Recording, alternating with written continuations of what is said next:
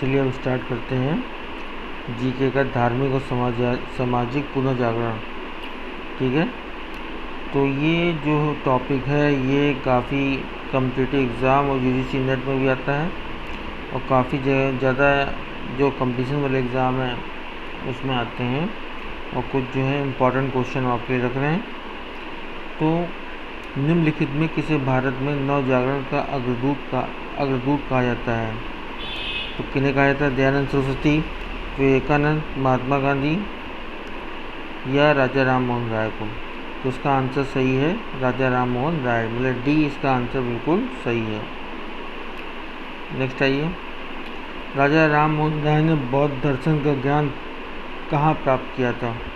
तो उसका answer D है नेपाल में इन्होंने प्राप्त किया था। तो राजा राम मोहन राय ने बौद्ध दर्शन का ज्ञान प्राप्त किया था नेपाल में। राजा राम मोहन राय ने निम्नलिखित में से किस दीवान के रूप में कार्य किया था? तो हमारे हिसाब से इसका पहला आंसर ए अकबर द्वितीय, जॉन डिग्वी, विलियम बेंटिंक और लॉर्ड डलहौजी है। उसका बी आंसर है जॉन डिग्वी। तो राजा राम मोहन राय ने निम्नलिखित में किसके दीवान के रूप में कार्य किया था? तो जॉन डिग्वी के अंदर में दीवान के रूप में कार्य किया था। नेक्स्ट आइए, राजा राम मोहन राय की समाधि कहाँ पर स्थित है? तो ये ब्रिस्टल में स्थित है। तो राजा राम मोहन राय जब ब्रिस्टल गए थे तो वहीं इनका देहांत हो गया था, तो ब्रिस्टल में समाधि स्थित है। ठीक है, नेक्स्ट आइए, ब्रिस्टल में राजा राम मोहन राय की समाधि पर स्मारक प्रस्तर किसने लगवाया था? रविन्द्रनाथ टैगोर, द्वारकानाथ टैगोर, विलियम बेंटिंक और अकबर द्वितीय। तो इसका आंसर है द्वारकानाथ टैगोर ने। तो ब्रिस्टल में राजा राम मोहन राय की समाधि पर स्मारक प्रस्तर किसने लगवाया था? द्वारकानाथ टैगोर ने। राजा राम मोहन राय द्वारा, क्वेश्चन नंबर 6 देखिए, राजा राम मोहन राय द्वारा लिखित पहला ग्रंथ कौन सा है? सत्यार्थ प्रकाश, तोहफत उल मुद्दीन, प्रिसेप्ट्स ऑफ जीसस या संवाद कौमुदी? तो ये था राजा राम मोहन राय द्वारा लिखित पहला ग्रंथ बी तोहफत उल मुद्दीन। नेक्स्ट आइए, देख लीजिए इसको, बी इसका आंसर सही है। नेक्स्ट क्वेश्चन 7, आत्मी सभा का गठन किया था दयानंद सरस्वती ने, स्वामी विवेकानंद ने, राजा राम मोहन राय ने या महादेव गोविंद रानडे ने? तो राजा राम मोहन राय ने आत्मी सभा का गठन किया था। विधान सोसाइटी की स्थापना किसने की थी? ये विधान सोसाइटी की स्थापना की थी राजा राम मोहन राय ने। नेक्स्ट क्वेश्चन देखिए, 1814 में राजा राम मोहन राय द्वारा स्थापित आत्मी सभा का उद्देश्य क्या था? सती प्रथा पर रोक, एकेश्वरवाद को प्रचार प्रसार करना, अंग्रेजी शासन का समर्थन, बंगाल में धार्मिक कट्टरता पर रोक लगाना? उत्तर है एकेश्वरवाद का प्रचार प्रसार करना। 1814 में राजा राम मोहन राय द्वारा स्थापित आत्मी सभा का उद्देश्य क्या था? एकेश्वरवाद का प्रचार प्रसार करना। नेक्स्ट है, कलकत्ता यूनिटेरियन कमेटी की स्थापना किसने की थी? राजा राम मोहन राय ने, विवेकानंद ने, केशव चंद्र सेन या गोपाल हरि देशमुख ने? तो उसका आंसर है राजा राम मोहन राय ने की थी। नेक्स्ट आइए, विधान कॉलेज की स्थापना किसने की थी? डेविड हेयर ने, महात्मा गांधी ने, राजा राम मोहन राय ने, उपयुक्त सभी? तो इसका आंसर है राजा राम मोहन राय ने विधान कॉलेज की स्थापना की थी। ठीक है, नेक्स्ट आइए, सती प्रथा का विरोध करने के लिए राम मोहन राय ने किस पत्रिका का उपयोग किया था? सुलभ समाचार, संवाद कौमुदी, एकेश्वरवादियों को उपयुक्त में से कोई नहीं? तो उसका बी आंसर है संवाद कौमुदी। ठीक है, तो सती प्रथा का विरोध करने के लिए राजा राम मोहन राय ने संवाद कौमुदी का जो है पत्रिका का उपयोग किया था। ब्रह्म समाज की स्थापना किसके द्वारा की गई थी? स्वामी दयानंद सरस्वती, स्वामी विवेकानंद, राजा राम मोहन राय या केशवचंद्र सेन? तो उसकी स्थापना राजा राम मोहन राय ने की थी। ब्रह्म समाज की स्थापना की थी राजा राम मोहन राय ने। इसका आंसर सी बिल्कुल सही है। ब्रह्म समाज की स्थापना राजा राम मोहन राय ने कब की थी? 20 अगस्त 1988। हाँ, 20 अगस्त 1888 है, गलत लिखा हुआ है, उसको 1888 कर लीजिए। 20 अगस्त 1828 सॉरी 20 अगस्त 1828 को राजा राम मोहन राय ने ब्रह्म समाज की स्थापना की थी। ब्रह्म समाज का मूल नाम क्या था? राम सभा, बंगाल सभा, ब्रह्म समाज, देव समाज? तो ब्रह्म समाज का मूल नाम था ब्रह्म सभा। तो ब्रह्म समाज का मूल नाम क्या था? ब्रह्म सभा था।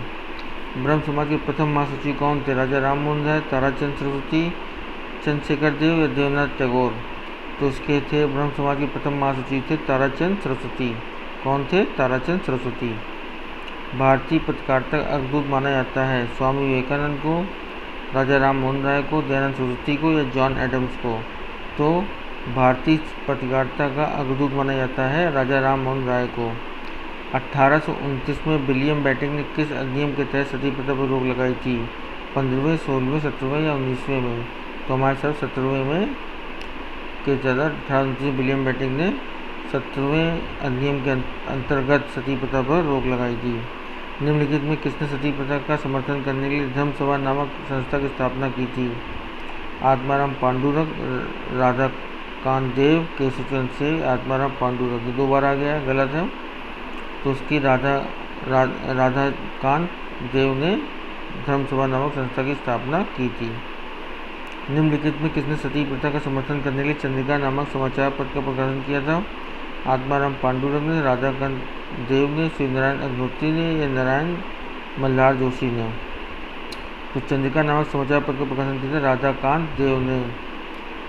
किसका कथन है कि मैं हिंदू धर्म पर प्रहार नहीं किया, मेरा प्रहार उनके अंधविश्वासों और उसकी कट्टरता पे है? तो राजा राम मोहन राय, स्वामी विवेकानंद, स्वामी दयानंद सरस्वती या आत्माराम पांडुरंग?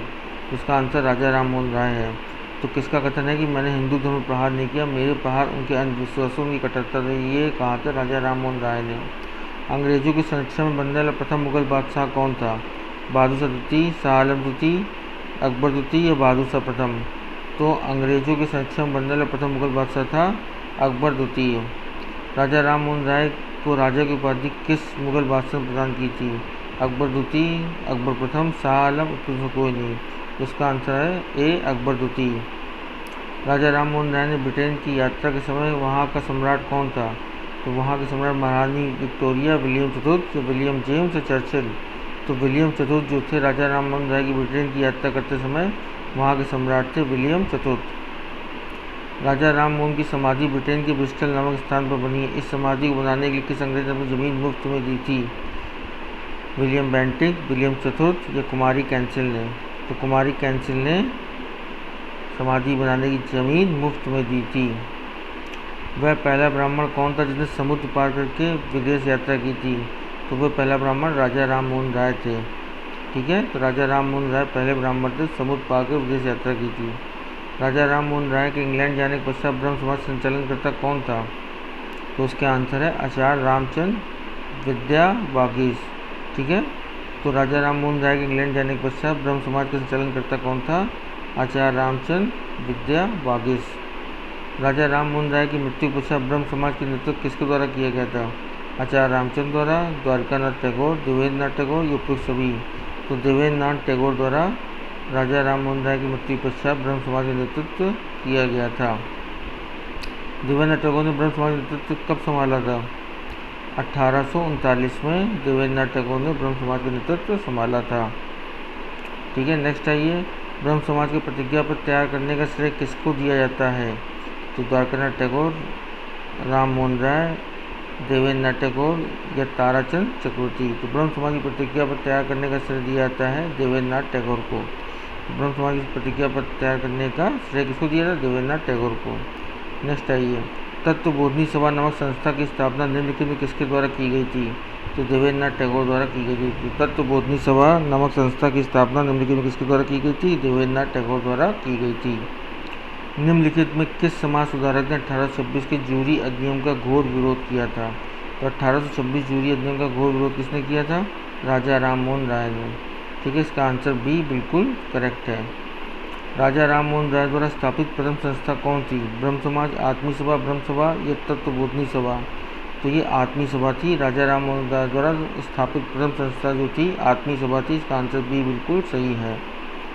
ब्रह्म समाज का सिद्धांत आधारित है किसमें? नास्तिकवाद में, अद्वैतवाद में या एक देववाद पर या बहुदेववाद पर? तो एक देववाद पर। इसका आंसर सही है, एक देववाद पर। राजा राम मोहन राय ने निम्न में किसका विरोध नहीं किया है? तो किसका विरोध नहीं किया है? बाल विवाह का विरोध नहीं किया था। सती प्रथा नहीं, ये आपका जो है गलत आंसर है। पश्चात शिक्षा का विरोध नहीं किया था। और उन्होंने बाल विवाह, सती प्रथा और मूर्ति पूजा का विरोध किया था, लेकिन पाश्चात्य शिक्षा का विरोध नहीं किया था।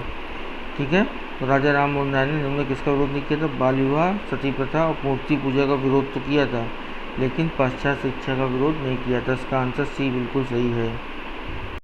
तो आज इतने ही क्वेश्चन रखते हैं, इनको देखिए, समझिए, पढ़िए। बहुत बढ़िया क्वेश्चन है, ठीक है, बहुत ही इम्पोर्टेंट है, काफ़ी एग्ज़ाम में आ चुके हैं। हमारे चैनल सब्सक्राइब कीजिए। धन्यवाद।